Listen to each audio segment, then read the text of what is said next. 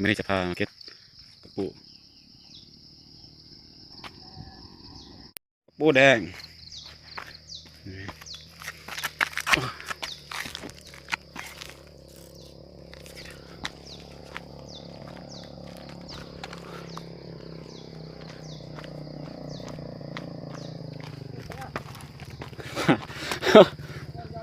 โอ้โอ้ลงจับกระปูเด้อกลางทางปูนี่มับ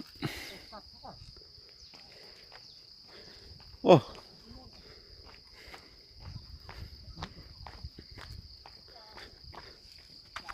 นี่ปลานี่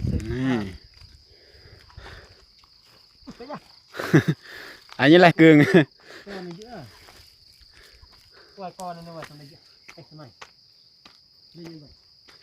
โอ้ไข่เต็มหน้าท้อง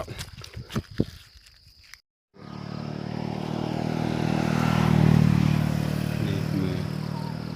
บ่